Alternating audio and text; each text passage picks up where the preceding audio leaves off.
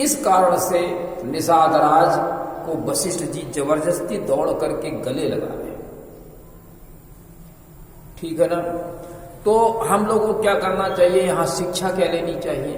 हम लोगों को शिक्षा ये लेनी चाहिए कि कम से कम जो जिनको हम अछूत घोषित किए हैं, जिनको हम तुम्हारे क्या पास नहीं बैठने देना चाहते हैं, उनको हम कम से कम पूजा पाठ में अपने पास तो बिठाएं, उनके अंदर भी कुछ अच्छी बातें आए, कम से कम उनसे प्रेम से बोले। ये हम सब लोगों को करना चाहिए। क्यों? वेद यही कहता है, यस्तु सर्वाणि भूतानि आत्मन्येवानुपश्यति सर्वभूतेषु च आत्मानं ततो न विचिकित्सति। भ्रमित नहीं होता, ऐसा जो करता है। तो यहां पर बात ये हो गई। अब कहते हैं जहि लखि लखनहु ते अधिक मिले मुदित मुनिराव। निषाद राज से लखन से भी ज्यादा प्रेम से वशिष्ठ जी मिले।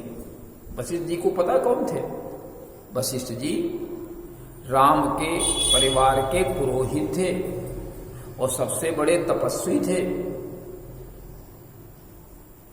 सबसे बड़े पवित्र थे और राम के गुरु भी थे। राम के दो गुरु हुए हैं, एक वशिष्ठ, दूसरे विश्वामित्र। ये दो गुरु हुए राम के। इसी प्रकार श्री कृष्ण जी के दो गुरु हुए, एक गर्गाचार्य और दूसरा संदीपनी। ये दो गुरु उनके हुए। इस प्रकार से तो आप लोगों के अगर एक गुरु है तो एक गुरु आप बना सकते हैं। सदगुरु से आप जुड़े, श्रेष्ठ गुरु से जुड़े। वैसे तो ये कमाऊ खाऊ बहुत से गुरु हो जाते हैं, पैसे दे जाओ हमको, गुरु दीक्षा ले जाओ, लेकिन उससे काम चलता नहीं। श्रेष्ठ गुरु होना चाहिए जो हमारे जीवन को पार लगा सके, जो हमारे लिए कुछ कर सके, मेरी चिंता करे, ऐसा गुरु होना चाहिए ना। तो कहते हैं, तो ये देवता लोग क्या कहते हैं? कहते हैं जहि लखि लखनहु ते अधिक मिले मुदित मुनिराव। लखन से भी अधिक प्रेम से निषाद राज से वशिष्ठ जी मिले। वशिष्ठ जी लखन से भी अधिक प्रेम से निषाद राज से मिले। क्यों? अब यहां एक प्रश्न लगता है, क्यों मिले? तो कहते हैं सो सीतापति भजन को प्रकट प्रताप प्रभाव। ये सब कारण क्या है? सीतापति मतलब राम के भजन। भजन का मतलब ये गा ले थोड़ी देर, ये भजन हो गया।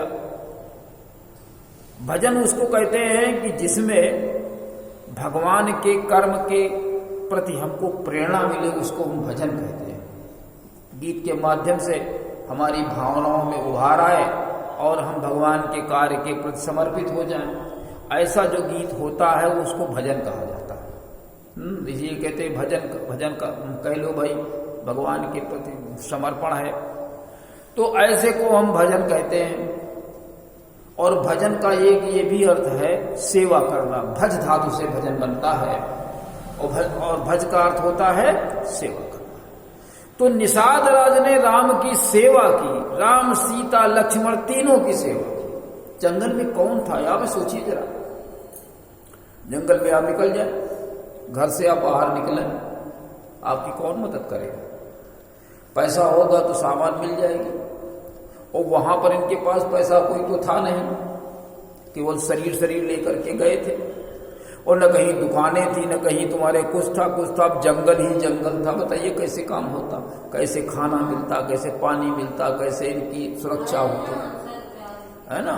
तो कहते हैं कि सो सीतापत भजन को प्रगट प्रताप प्रभाव।